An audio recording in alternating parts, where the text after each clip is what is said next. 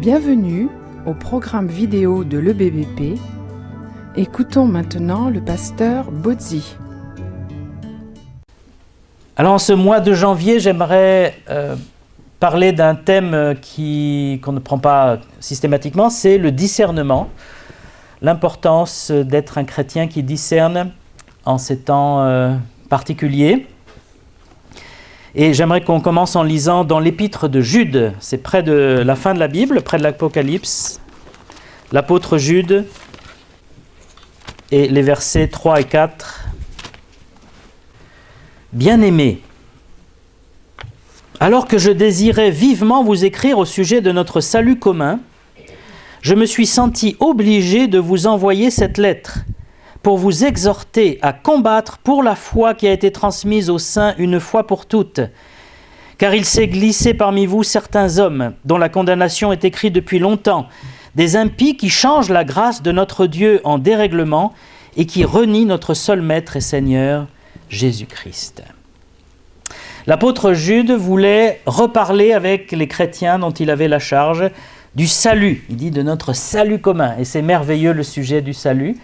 Et dans le salut, il y a plein de sujets en fait. Le salut, c'est le pardon des péchés, la vie éternelle, mais c'est aussi la sanctification en fait. Ça fait partie du salut, de grandir dans la foi.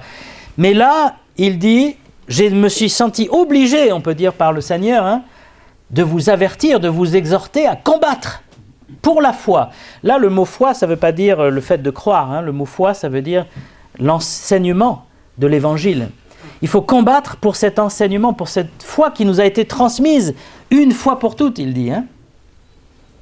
Et quand vous regardez le Nouveau Testament, quand vous le lisez, vous vous rendez compte que toutes les dernières lettres de Paul, de Pierre, de Jean, Jude, qui est une des dernières, avertissent les chrétiens contre l'infiltration de fausses doctrines, de faux docteurs, toutes.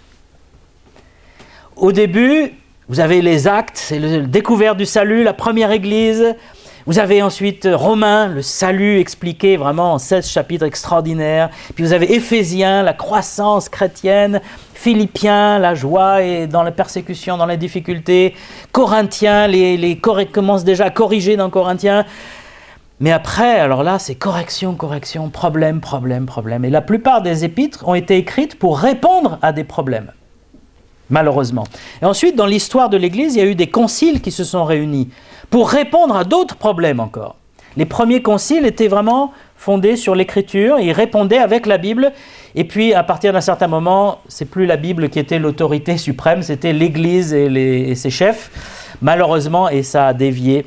Mais c'est pas pour rien que toutes ces lettres ont été écrites, et nous sommes mis en garde là. Il faut combattre pour la foi transmise. Pourquoi ? Parce que Satan, l'ennemi de Dieu et des hommes, veut détruire l'œuvre de Dieu. Il a deux armes, deux méthodes particulières. La première, c'est la persécution directe. Il vous frappe, il vous arrête, il vous détruit les églises, tue les chrétiens. C'est ce qui arrive dans certains pays. On voit la Chine où c'est en train de s'aggraver. En Irak, il y avait pas mal de chrétiens, même si tous n'étaient pas nés de nouveau. Il y avait vraiment beaucoup d'églises et il n'y en a presque plus après Daesh, parce qu'ils ont été massacrés ou chassés. Mais la deuxième méthode est la plus subtile, c'est l'infiltration. Dans la première, son but c'est d'arrêter l'évangile et d'arrêter les chrétiens par la force. Mais dans la deuxième méthode, c'est de compromettre le message, de le rendre confus. Qu'est-ce qu'on croit au fait ? Oui, alors il y en a qui croient ça, il y en a qui croient ça, moi je crois peut-être ça, mais on n'est pas sûr. Et on devient confus et on ne prêche plus un évangile clair, et surtout il infiltre l'Église et les églises avec des faux enseignants, des faux docteurs, des faux prophètes. Et quand vous agissez dans l'intérieur, c'est là que c'est le plus efficace malheureusement. Quand vous persécutez l'Église, qu'est-ce que ça fait comme résultat ? Quand l'Église est persécutée, elle prie plus, elle se multiplie souvent. L'Église a grandi dans les temps de persécution, c'est curieux, pourrait dire, mais non, ça arrête tout. Non, pas du tout. Satan n'arrive jamais à arrêter l'Évangile et l'Église avec la persécution. Par contre, l'infiltration, ça démolit la foi, hein, ça rend confus, on ne voit plus clair, ça fait des chrétiens myopes, aveugles, et c'est malheureusement la plus efficace. Et c'est pour ça qu'on doit combattre pour la foi transmise. On doit garder cette doctrine, cet enseignement de la Bible. La parole de Dieu annonce qu'il y aura beaucoup de fausseté. Plus on va aller vers le retour de Christ, plus il y aura de faux. Et j'ai pris plusieurs passages, je ne vais pas vous dire les références, si vous les voulez, je peux vous les donner plus tard. Mais il dit, il y aura des faux messies, des faux Christ, qui diront c'est moi le Christ. Il y aura des faux prophètes. Il y aura des faux miracles et des faux prodiges. Il y aura des faux apôtres déguisés. Il y aura des faux enseignements, des fausses doctrines inspirées par des démons. Il y aura des faux chrétiens. Satan, c'est le roi de la contrefaçon.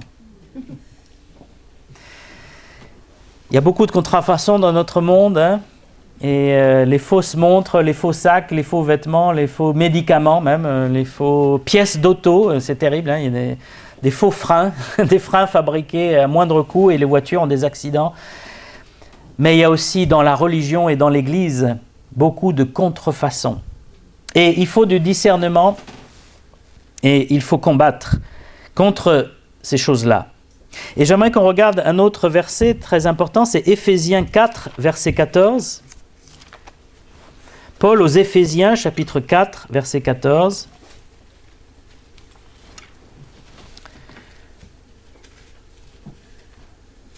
Le but de Dieu, c'est que nous ne soyons plus des enfants, sous-entendu des gamins, hein, qui manquent de maturité, flottants et emportés à tout vent de doctrine, par la tromperie des hommes, par leur ruse dans les moyens de séduction, mais qu'en professant la vérité dans l'amour, nous croissions à tous égards en celui qui est le chef, le pape.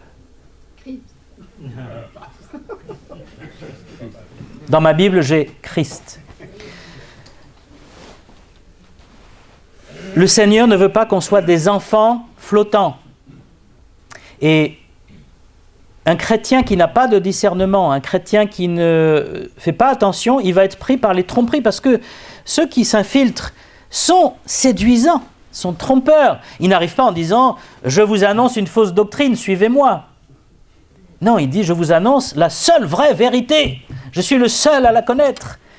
Et grâce à moi, vous allez la voir. J'ai reçu une prophétie du Seigneur directement. Il m'a parlé pendant la nuit. Il est venu me voir. Il m'a dit « Voilà ce que tu dois annoncer à l'Église. » Et si on n'a pas de discernement, on va dire « Mais cet homme, il a reçu une révélation de Dieu directement. C'est même plus fort que la Bible. » Mais si on suit ces hommes, si on suit ces faux prophètes, on va flotter parce qu'un coup ils disent ça, un coup ils disent ça. Il y en a un qui dit ci, il y en a un qui dit ça. Et quelle tristesse, un chrétien qui flotte, hein, au gré des vents. Quand vous êtes sur un bateau et que vous n'avez pas de gouvernail, voilà, merci, que vous n'avez pas de gouvernail, qu'est-ce qui se passe? Votre bateau, il va au gré des courants et des vents. Donc si le vent souffle à gauche, vous allez à gauche. Si le courant vous amène à droite, vous allez à droite. Seulement si vous avez un gouvernail, vous pouvez empêcher ça. Vous pouvez diriger votre bateau s'il a un moteur ou une voile et dire non, moi je veux aller par là. Je ne veux pas aller à gauche, je veux aller à droite. Et le gouvernail, c'est ce discernement, c'est cette foi, c'est cette conviction biblique, dire non. Et il n'y a rien de plus terrible qu'un chrétien qui va au gré des vents parce qu'il est ballotté et il est souvent exploité, il est manipulé. Il y a de terribles manipulations dans les églises à base d'hypnose. Il y a dans les grandes églises des gens qui s'appellent pasteurs qui ont des techniques d'hypnose terrifiantes. Ils manipulent les gens, mais d'une façon extraordinaire. Ce sont des professionnels de l'hypnose. Sauf qu'ils ne vous disent pas qu'ils vous hypnosent. Si vous allez à un spectacle d'hypnose, avec un grand hypnotiseur, machin chose, ce que je ne vous conseille pas, Mais au moins, vous savez, il vous prévient. Allez, je vais vous hypnotiser, vous êtes d'accord? Oui, les gens donnent leur accord. Mais là, vous êtes hypnotisé sans qu'on vous demande votre accord, par des techniques subtiles.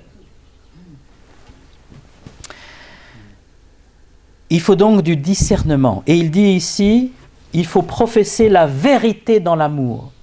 C'est vraiment la clé. Et croître en Christ, qui est notre chef. Ça, c'est la direction à prendre. La vérité dans l'amour. La vérité est première. C'est ça qui est particulier, là, dans ce passage. Hein. La vérité dans l'amour. On ne doit jamais asséner la vérité avec violence, avec méchanceté, avec orgueil. La vérité doit toujours être rempli d'amour. Paul dit à Timothée, tu dois reprendre les gens avec douceur et en instruisant. Quand on reprend quelqu'un, on ne lui dit pas « mais tu comprends rien, tu n'as rien compris, tu es nul ».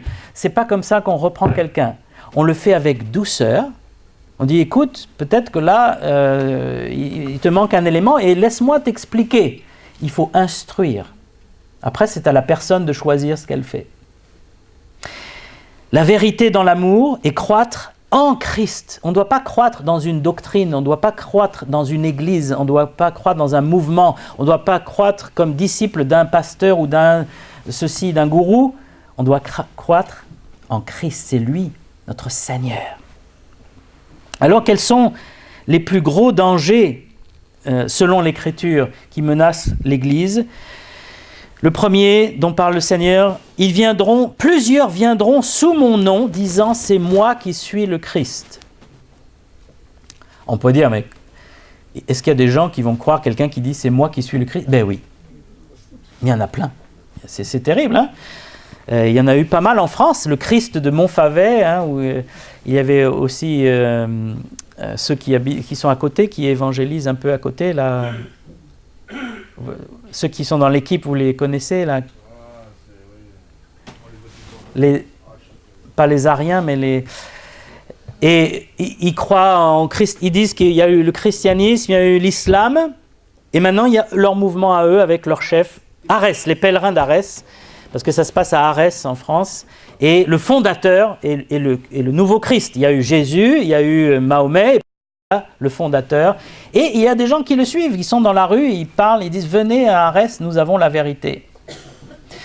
Moon, la secte Moon, hein, qui est, pour nous en France, on est assez clairvoyants là-dessus, mais en Corée, il y a des millions de gens qui croient en Moon. Il est décédé maintenant, mais Moon a dit « Jésus-Christ a échoué, il a été arrêté et crucifié, je suis l'envoyé de Dieu pour accomplir sa mission ». Et les gens l'ont suivi. Et il y avait David Koresh aux États-Unis, hein, qui disait qu'il était une sorte de messie. Il avait changé son nom et il a amené tous ses disciples à se faire massacrer, hein, dans une fusillade abominable et un incendie terrible au Texas. Quand on n'a pas de discernement, on est en danger. Parce qu'on va suivre quelqu'un qui a un peu plus de charisme ou qui a l'air de savoir des choses. Oh, lui, il a l'air de savoir où il va. Alors je vais le suivre. Non, il faut suivre Christ. Il faut suivre Christ. La Bible dit aussi qu'à la fin des temps, plusieurs abandonneront la foi, tout simplement. La Bible dit qu'il y aura une apostasie avant le retour de Christ. L'apostasie, c'est quitter la vérité, quitter l'enseignement chrétien de la Bible. Et on trouve aujourd'hui des gens qui quittent le christianisme, soit qui deviennent athées, soit qui deviennent musulmans, soit ils quittent le christianisme, ils quittent la foi. On entend des théologiens, ou on lit des écrivains qui disent cette idée que Jésus-Christ est mort pour les péchés, mais ça a été rajouté plus tard. Jésus n'est pas mort pour les péchés, il est mort pour montrer un exemple. Donc ils enlèvent le cœur de l'évangile, hein, tout en se disant chrétiens, théologiens, et ils ont l'air tellement sûrs d'eux et tellement intellectuels. Vous dites, mais qui suis-je moi pour contredire? C'est un théologien, c'est un écrivain, il a l'air de savoir ce qu'il dit. Et non, on doit avoir du discernement. Jean nous écrit, plusieurs séducteurs viendront disant que Jésus-Christ n'est pas venu en chair. Ça, c'était les gnostiques du temps des apôtres. Les gnostiques disaient que tout ce qui est matériel et terrestre, tout ce qui a un corps est mauvais. Donc Jésus, le Messie, ne pouvait pas avoir un vrai corps comme nous. Il était simplement une apparence, c'était un pur esprit. Et donc Jésus n'est pas vraiment mort sur la croix parce qu'il n'avait pas de corps, donc il ne pouvait pas mourir crucifié. Et simplement, il a fait semblant, et donc on retrouve ça un peu dans l'islam, hein, qu'il a fait semblant de mourir. Et le gnosticisme est présent aujourd'hui dans le New Age et dans l'hindouisme, hein, ça vient de là d'ailleurs. Cette idée que tout ce qui est matériel est mauvais, il faut être purement spirituel, et que Jésus n'est qu'un esprit christique. C'est-à-dire l'esprit christique, il est descendu sur Bouddha, et puis sur Vishnu peut-être avant, et puis maintenant il est descendu sur Jésus, il est descendu sur Mahomet, et puis peut-être quelqu'un aujourd'hui. Ceux qui croient à Maitreya, qui est une sorte de mouvement occulte, pensent que Maitreya a reçu l'esprit christique et qu'il est le nouveau Christ. Voilà. Bon, il a un peu disparu de la circulation, heureusement. Mais chaque fois qu'il y a un homme un peu charismatique et un peu illuminé, il y a une série, et paraît-il, hein, qui fait beaucoup parler d'elle sur Netflix, Le Messie, où il y a justement, c'est pas pour rien qu'ils ont fait cette série, c'est qu'ils savent qu'il y a une attente. Il y a une attente. On parle du retour de Christ, et attention, l'attente doit être faite dans le discernement. C'est pas parce qu'on attend qu'on doit croire n'importe quoi. Le mouvement adventiste, par exemple, ça a été fondé par un chrétien au départ, qui suivait les écritures évangéliques et tout ça, protestant, et puis il a eu une révélation, que Jésus-Christ allait revenir tel jour du mois d'octobre, 1800, je ne sais pas combien. Et c'était des années avant, il a commencé à avoir des disciples qui ont dit, il a eu la révélation, on va le suivre. Il a fait une église. Et ils ont attendu la date, et plus la date approchait, plus il avait de monde, et les gens arrêtaient leur travail, déménageaient, vendaient leur maison, et ils l'ont tous suivi le jour J.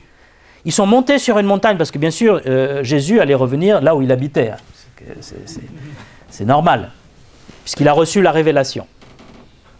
Ils montent sur la montagne, ils attendent, et il ne se passe rien. Il ne se passe rien. Et c'était la catastrophe. Vous imaginez, ils avaient vendu leur maison, ils n'avaient plus rien. C'est pas parce que quelqu'un a une révélation qu'il faut le suivre. La révélation, elle est finie, elle est complète dans la Bible. On n'a pas besoin que quelqu'un vienne nous faire des nouvelles révélations. La Bible dit aussi que certains hommes viendront dans l'Église pour changer la grâce de Dieu en dissolution, en dérèglement, en débauche, on peut dire. Et il y a aujourd'hui une telle apostasie dans certaines églises, hein, que le fait de vivre en concubinage, d'avoir des relations homosexuelles, est considéré comme normal et bien, et chrétien, et c'est un progrès pour l'Église, et il faut encourager ces comportements. Et donc, au nom de l'amour, au nom de la tolérance, mais pas au nom de la Bible, parce que c'est difficile d'utiliser la Bible dans ce cas, eh bien, les églises changent la grâce de Dieu en dissolution. La grâce de Dieu, c'est quelque chose de merveilleux. C'est qu'on est pardonné gratuitement. Dieu est un Dieu de miséricorde. Mais la grâce de Dieu nous enseigne, dit la Bible, à renoncer à l'impiété et à vivre une vie juste. Elle ne nous enseigne pas à vivre encore plus dans le dérèglement. Et puis, il est dit aussi que certains passeront à un autre évangile. Et il dit aux Corinthiens, si on vous annonce un autre Jésus, un autre esprit, un autre évangile, vous le recevez fort bien. C'est terrible ça, que des chrétiens prennent un autre Jésus. Vous me dites, mais qui peut être l'autre Jésus? Ça peut être un Jésus bébé, hein, le bébé Jésus. Ça peut être le Jésus qui ne sauve pas vraiment, parce qu'il a besoin de sa mère pour nous sauver. Il y a toutes sortes de faux Jésus. Il y a le Jésus dans l'hindouisme, le Jésus dans l'islam. Il y a un autre esprit. Il y a des chrétiens qui parlent beaucoup du Saint-Esprit, mais ce n'est pas exactement celui qu'on retrouve dans l'Écriture. Hein. J'en parlerai dans d'autres messages, hein, sur le mysticisme dans l'Église. Et puis, un autre évangile, ça c'est terrible aussi. L'évangile de la prospérité, par exemple, dont on parle beaucoup, qui est en train de envahir le monde, hein, évangélique, particulièrement en Afrique, mais c'est partout pareil, qui dit que si tu es sauvé, tu dois être forcément béni matériellement et guéri. Que lorsque Christ est mort sur la croix, il a payé pour nos péchés, mais aussi pour nos maladies, et que la maladie fait partie de ton ancienne vie. Tu ne dois plus être malade si tu es né de nouveau, parce que Christ a payé pour tes maladies. Et c'est une distorsion de l'Écriture. Jésus a porté et s'est chargé de nos maladies, dit Ésaïe, Mais chargé, il ne dit pas sur la croix. C'est qu'il s'est chargé par compassion. Lorsque vous lisez les évangiles, Jésus s'est occupé 90% des malades, hein, des démoniaques et des gens en difficulté. Il est allé vers eux, il s'est chargé de leur maladie. Mais le mot est différent. Dans Pierre, il a porté nos péchés. Ce n'est pas le même mot.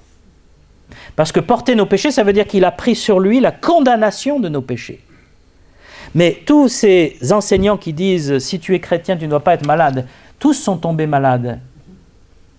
Beaucoup sont morts de maladie. Et on n'a jamais entendu un mot de repentance, un mot de dire « on s'est peut-être trompé ». Jamais. Pourquoi ? Parce que ce sont des ministères qui attirent beaucoup d'argent par des faux miracles. Si vous regardez, il y a malheureusement c'est souvent en anglais, hein, des reportages sur les faux guérisseurs évangéliques. Hein. Et il y a des gens qui ont fait des enquêtes sérieuses, ils ont dit « donnez-moi 5 miracles qui sont passés pendant votre dernière campagne. 5 noms de miracles de guérison. Pas plus. » Alors d'abord, ils ont dû beaucoup insister pour avoir 5 noms. Quand ils ont eu les 5 noms qu'on leur a donnés, ils ont fait leur enquête. Et en général, soit la personne n'a jamais été guérie, soit elle est morte entre-temps de sa maladie, soit elle a joué la comédie. Il y avait 0 cas de vrais miracles. Il y a des vrais miracles de Dieu. Il y a des réponses extraordinaires aux prières. Mais ce n'est pas parce que quelqu'un dit « j'ai le don des miracles » qu'il a le don des miracles. Le don des miracles, quand vous regardez chez les apôtres et chez le Seigneur Jésus, il guérissait combien de personnes ? Tous les malades étaient guéris. C'est le terme qui revient. Tous les malades étaient guéris. Ce n'était pas 1 sur 200 ou 300. Le don des miracles, nous croyons ici dans cette église qu'il a disparu avec les apôtres. Que c'est les apôtres qui avaient ce don, et c'était un témoignage qu'ils étaient apôtres de Jésus-Christ. Nous croyons qu'aujourd'hui, Dieu répond aux prières de la foi selon sa volonté. Parfois, la réponse est de guérir, parfois la réponse est de nous laisser malades. Paul dit « j'ai laissé Trophime malade ». Lui, il avait le don de guérir, Paul. Il dit « j'ai laissé Trophime malade ». Il était certainement déçu parce qu'il avait l'habitude de voir les gens guérir. Mais pourquoi il dit ça ? C'est pour montrer que même Paul, à la fin de sa vie, n'avait plus ce don. Ce n'était plus la volonté de Dieu que des hommes comme ça puissent guérir. Sinon, si j'avais le don des miracles, comme ces soi-disant prophètes, pasteurs, apôtres, moi j'irais, le premier endroit où j'irais, ce serait où ? À l'hôpital. Premier endroit. Et je passerai dans les chambres, lève-toi et sors. Lève-toi et sors. J'aurais pas besoin de les faire venir dans une réunion. Pourquoi on les fait venir dans une réunion ? Pour les mettre en condition, pour les préparer. Et puis on les trie sur le volet, ceux qu'on fait monter sur la scène. Il y a un tri à l'avance. Tout ça c'est manipulé, tout ça c'est calculé. Et surtout, ça rapporte beaucoup d'argent parce qu'il faut donner au ministère. Regardez ce ministère, il guérit des gens, c'est merveilleux. Donnez, donnez, donnez. Donnez votre carte bleue, votre code et tout.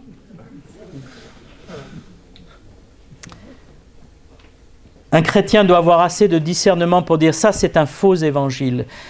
L'islam aussi a un faux évangile. Il dit que Jésus n'est pas mort pour les péchés, n'est pas mort vraiment sur la croix, qui n'est pas Dieu, qui n'est pas le Seigneur. Et c'est un faux évangile. On ne peut pas être chrétien et musulman, ce n'est pas possible. Et il y a d'autres faux évangiles dans la chrétienté qui disent qu'on est sauvé par des sacrements, qu'on est sauvé par l'Église, par des rites, par des bonnes œuvres. On est sauvé par la grâce et par la foi, dit la Bible. C'est clair, Éphésiens 2, 8 et 9. C'est par la grâce que vous êtes sauvés, par le moyen de la foi. Et la grâce, on l'obtient comment ? Par la foi, pas par un sacrement. Ce n'est pas par un baptême ou par la communion ou par la grâce, on l'obtient par la foi en Jésus-Christ directement. On n'a pas besoin de passer par un intermédiaire, par une église ou par un pasteur ou par un prêtre. Directement, on peut croire au Seigneur. C'est ça qui est merveilleux, c'est ça la grâce. Alors l'importance d'avoir du discernement est plus vraie que jamais, plus le temps arrive et plus les ténèbres et l'apostasie augmentent. C'est maintenant qu'il faut vraiment avoir du discernement. En plus, avec Internet, on a accès à une banque mondiale d'enseignements religieux. Avant, il fallait aller à la bibliothèque, il fallait acheter un livre, il fallait lire un livre. Il fallait déjà le vouloir. Mais là, vous cliquez, plouf, vous avez un message de quelqu'un qui va vous parler de Dieu, de la foi. Et donc, il faut vraiment avoir du discernement. Il faut savoir trier. Parce qu'il y a une séduction. C'est ça que nous devons comprendre, c'est qu'elle se fait passer pour la vérité. Elle a de l'attrait, elle nous attire. Elle dit, c'est beau, c'est bon. Par exemple, ce pasteur de la plus grande église aux États-Unis, Joel Osteen. Donc, c'est un évangile de la prospérité et du bien-être personnel, où il ne cesse de répéter que vous êtes des gens merveilleux. Vous êtes des gens merveilleux, vous êtes des gens merveilleux. Donc, quand vous sortez de ce culte, vous êtes gonflés à bloc. Ah ouais, vous êtes gonflés. D'abord, vous avez 15 000 personnes chaque dimanche, là, hein, au moins, peut-être plus. Donc, il y a cette ambiance extraordinaire, et puis, il vous fait un message, lui ou sa femme d'ailleurs, et tu es merveilleux, Dieu trouve que tu es merveilleux, et il faut que tu réalises que tu es merveilleux. On t'a menti en disant que tu es pécheur, et non, tu es merveilleux. Et donc, tu sors de là, tu dis, je suis quelqu'un de merveilleux. Et puis, tu es vite désillusionné, si tu es sincère. On voit bien qu'on n'est pas si merveilleux que ça, et que les autres non plus ne sont pas si merveilleux que ça. Mais c'est la plus grande église aux États-Unis. Voilà, il y a du monde. Et cet homme est charmant. Il est tellement gentil, Joel Osteen, vous lui donneriez votre fille en mariage. Mais son message est faux. C'est un loup dans la bergerie, un loup déguisé en brebis. Et si je cite son nom, ce n'est pas parce que je le juge en tant que frère ou pasteur, c'est parce qu'il est dangereux. Son enseignement est dangereux. Quand je dis il faut avoir du discernement, et quand la Bible parle du discernement, elle met en garde. Jésus a dit « ne jugez pas ». Alors, ça veut dire « n'ayez pas un esprit de jugement sur les autres, vous croyant supérieur aux autres, avec arrogance, avec orgueil, ou disant « moi j'ai la vérité, tous les autres se trompent ». Jésus nous met en garde contre cette attitude autoritaire, arrogante, légaliste. Il dit par contre « regarde la poutre qui est dans ton œil d'abord, et après tu pourras enlever la paille dans l'œil de ton prochain. » Et donc on doit se juger d'abord soi-même. Avant de dire les chrétiens sont comme ci ou sont comme ça, les pasteurs sont comme ci, on doit se juger soi-même. Très important pour ne pas être coupable des mêmes choses. On peut accuser les autres et puis quand on dit tu pointes un doigt, tu en as 3 qui viennent vers toi. Les 3 là. Mais le discernement, c'est pas ça, c'est discerner le faux enseignement, discerner le piège, la séduction. C'est ça que Dieu nous appelle à faire. Avoir déjà du bon sens, mais surtout avoir, on va le voir, la connaissance de l'Écriture. Aux Thessaloniciens, Paul dit « Examinez toutes choses, retenez ce qui est bon ».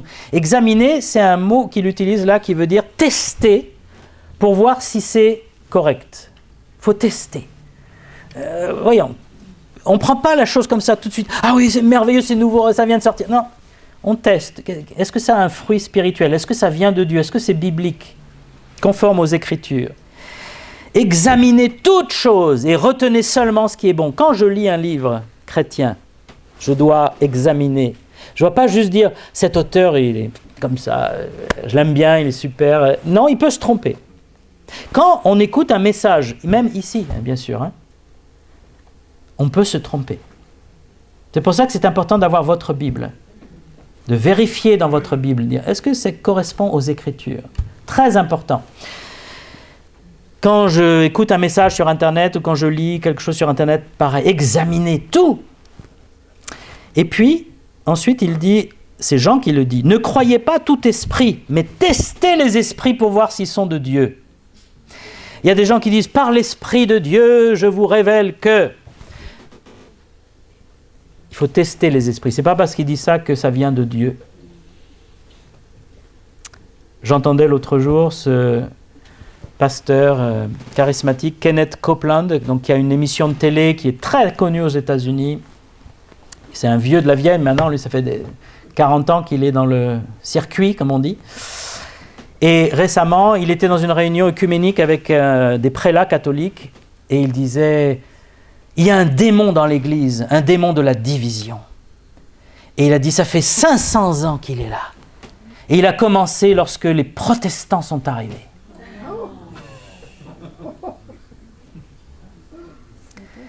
Et il dit, il est temps maintenant qu'on arrête ce démon de la division et qu'on s'unisse et qu'on soit connu non pas pour nos divisions mais pour notre amour. C'est beau, hein? Mais c'est terrible. Il renie 500 ans de réforme protestante. Quand vous voyez ce que les protestants ont apporté, ils ont apporté la liberté de conscience, ils ont apporté le retour aux Écritures, ils ont fait arrêter l'Inquisition et la domination dictatoriale de la papauté. Mais c'est eux les diviseurs. C'est eux les mauvais, les démoniaques même. C'est grave de dire c'est un démon. Hein. Et cet homme, il passe à la télé, il a pignon sur rue, il est suivi par des centaines de milliers de personnes. Il faut vraiment tester les esprits. Il faut tester les esprits. Et ne pas croire n'importe quoi qui sort. Comment tester un prophète, un enseignant chrétien, un livre, un message sur YouTube? Alors, si la personne est convaincue et convaincante, est-ce que je dois croire ce qu'elle me dit? Pas forcément. Si cette personne a vraiment un charisme fou, vous l'écouteriez des heures, est-ce que je dois croire ce qu'elle me dit? Pas forcément. Si la personne me dit c'est Dieu qui lui a montré ce qu'elle dit, là, Dieu me l'a montré, ça vient de Dieu ce que je dis, est-ce qu'on doit la croire? Si la personne est connue, elle a beaucoup d'auditeurs sur sa vidéo, il y a 1 million de vues, elle écrit des livres, elle a une grande église. Est-ce que je dois croire ce qu'elle dit? Pas forcément. Et il faut faire attention aux tests qu'on utilise. Et le test, il n'y en a pas 36, hein. C'est est-ce qu'il suit la parole de Dieu ou pas? C'est tout simple. Est-ce que ce qu'il me dit est conforme aux Écritures? Et attention, pas juste qu'il me sort un verset, parce que bien sûr, les faux docteurs, ils citent la Bible. Et Satan, il a cité la Bible à Jésus. Il faut le faire quand même. Il dit, mais Jésus, je vais t'apprendre la Bible. Il est dit que tu changeras les pierres en pain. Alors, ça fait 40 jours que tu n'as pas mangé, change les pierres en pain. Qu'est-ce que Jésus lui a dit? Il est aussi écrit. Il est aussi écrit. Il lui a cité une autre parole.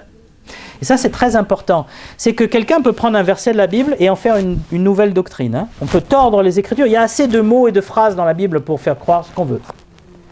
Mais ce qui donne du discernement, c'est quand vous lisez toute la Bible, quand vous mettez en parallèle tous les passages sur un sujet, sur le salut, sur la sanctification, sur le Saint-Esprit, sur Dieu. Il faut prendre tout ce que la Bible dit, tout le conseil de Dieu, pas juste un verset qu'on tire au milieu d'un psaume ou d'une prophétie de Jérémie ou d'Ézéchiel, parce que ça c'est fréquent. Hein. Dans l'Ancien Testament, il y a plein de versets, vous le prenez et tu le tournes et tu arrives même à lui faire dire l'inverse à la fin, si tu le tournes assez. Le chrétien, il doit avoir cette vue d'ensemble de la parole et de la doctrine. En fait, la foi transmise, c'est un ensemble. Ce n'est pas juste une phrase par-ci, un mot par-là. Et c'est comme ça qu'on peut gagner en discernement et pouvoir tester, dire ça, c'est conforme aux Écritures. Ce qu'il dit, je le retrouve dans la Bible, c'est bon, je peux l'écouter. Mais si cette personne commence à aller un peu loin, un peu à dévier, à tirer les versets tellement pour les ramener à son idée à lui, alors danger.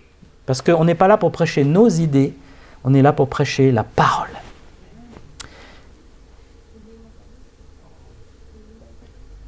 Pour discerner, il faut quand même étudier l'Écriture. Voilà. Je vous encourage à étudier la Bible. Il y a des commentaires bibliques qui sont bien. Encore une fois, ils ne sont pas parfaits, il y a des erreurs, mais il y a des bons commentaires quand même. Il y a des logiciels de Bible qui vous permettent de voir des parallèles. Il y a des Bibles avec des notes qui permettent de voir, tiens, tel verset fait référence à tel autre. C'est ça que j'aime bien dans les Bibles d'études. Vous avez des parallèles et vous pouvez sauter d'un verset à l'autre et comprendre tout l'enseignement de Dieu sur un point, tout seul. Vous n'avez pas besoin d'être théologien, tout seul. Et il ne faut pas être timide avec la Bible. Dieu se révèle à ceux qui le cherchent. Et Dieu nous appelle à être comme les Juifs de Bérée, qui vérifiaient dans les Écritures si ce que les apôtres disaient était exact.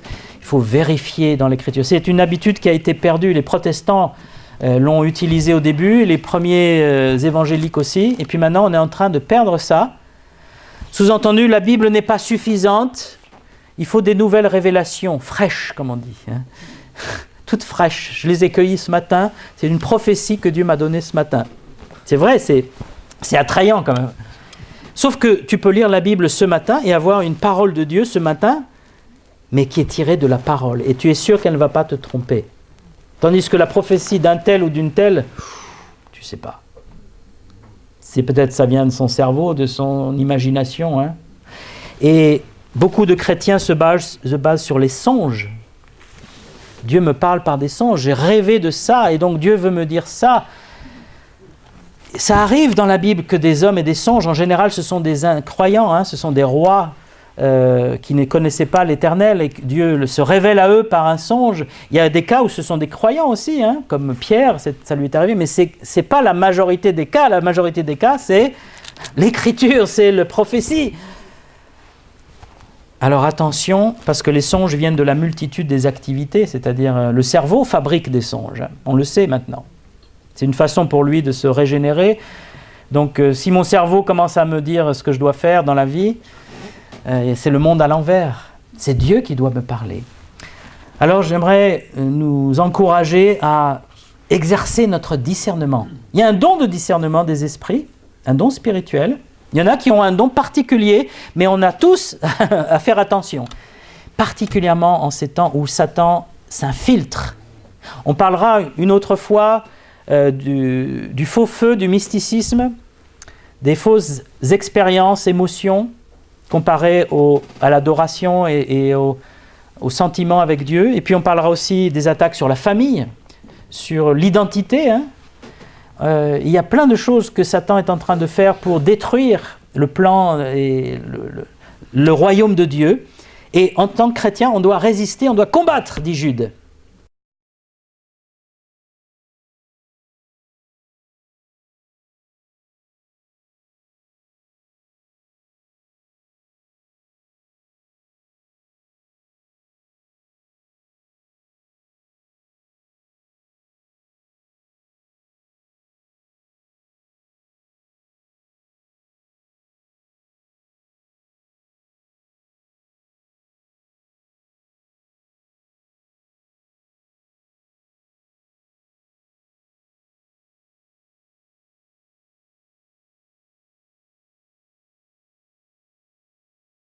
Alors c'est vrai qu'on peut, là encore, mal interpréter ce passage, hein, mais c'est terrible. Quelqu'un qui se prétend de Dieu, qui dit « vous ne citez pas un verset de la Bible, en fait ».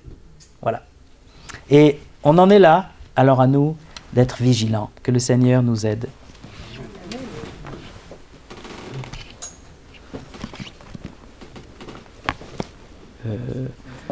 On va passer maintenant à la communion, et je vais demander à Jean-Alain d'introduire.